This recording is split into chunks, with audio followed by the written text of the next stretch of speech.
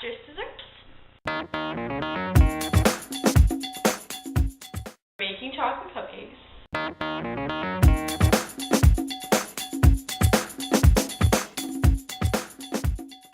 So that's your recipe. And how did you get this recipe to make your delicious cupcakes? Well, we have like a few cupcake books that we look and get ideas from, and then we usually change around the recipes so they're our own and there's no legal issues with them.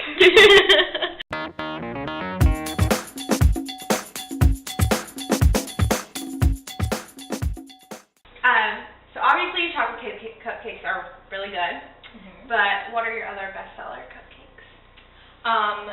So yes, obviously chocolate and chocolate peanut butter is a big seller. Our other most popular seller is cookies and cream. I think mainly because of the Oreo on the bottom. But yeah, and in the fall, pumpkin is very big as well. And are those your favorite? No, strawberry margarita is actually my favorite. It's just really light and summery.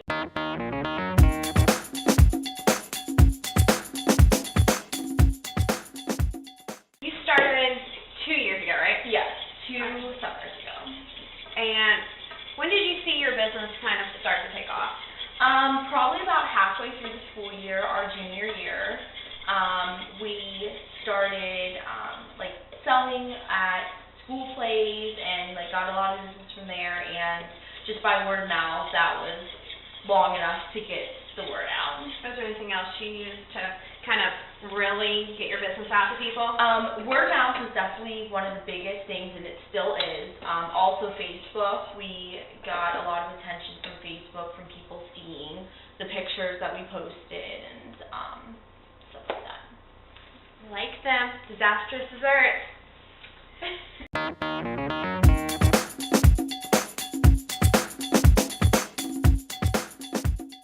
I know is for a party for the weekend. Yeah. And you're baking by yourself, obviously. No Yeah. Marina here. No, Marina's not able to be here. So how do you handle profits, obviously, because you split the profits equally? How do you Right. handle when one of you has to bake and the other can't be there?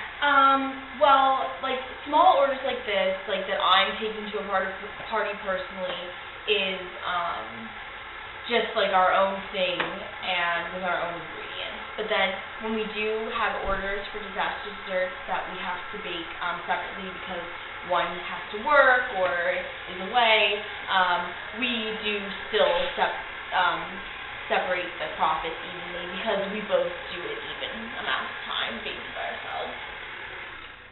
Do you find that working with your best friend kind of distracts you, or does it help you sell more cupcakes, and is it more enjoyable that way?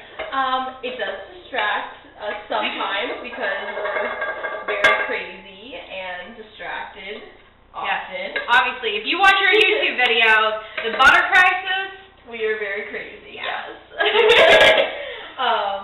But it is really enjoyable, and I know that we are definitely like better friends because of our business and baking together. And like a lot of people say like you shouldn't go into business with your best friend, but I think if you have a close enough bond and you work well enough together and understand each other, then it's totally worthwhile.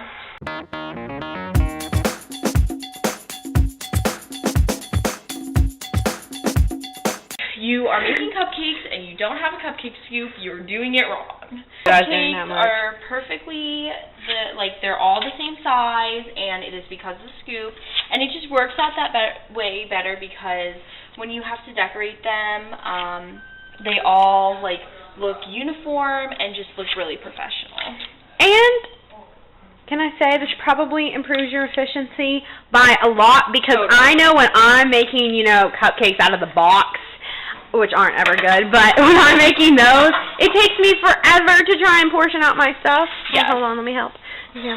Yes, if we've tried before to use a fourth of a cup measuring cup, but then you have to scrape it out every time, or spoon. It just is so much harder without a scoop, and this you just click and you're done.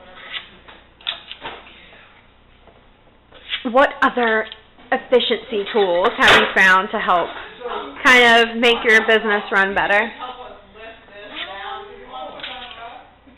Well, definitely, like, the way we work, we have made it more efficient.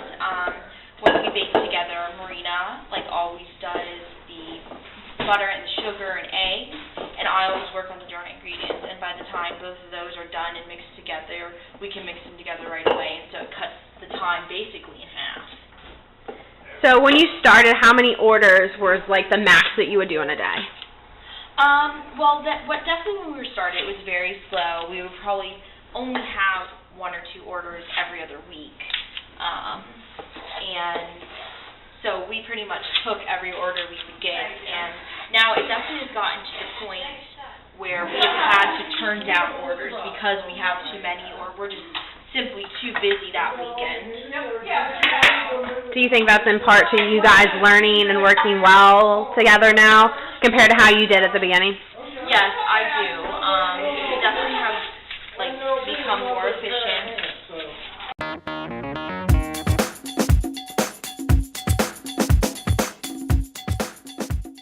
So, as I would say, a business connoisseur now, what advice do you have for other people like you starting their own business? Because you knew nothing in the beginning. Right. No, we had no You had no idea what you were doing. So, what advice have you learned? Well, definitely know what you're doing. Have a game plan, because it's really hard to just not know what you're doing. Half the time we don't even know what we're doing still, but well, it all comes out pretty good, so you're doing something right. Yes. So yeah, know what you're doing. Definitely. If you're planning to start a business with a business partner, make sure that you can work well with them and can work long hours depending on what you're doing, and really do your research behind, like, if you're baking or cooking something, do your research on cost and everything so that you make sure you are making a profit, because sometimes they're hitting costs, but it fails. So this has been a baking experience with Justine.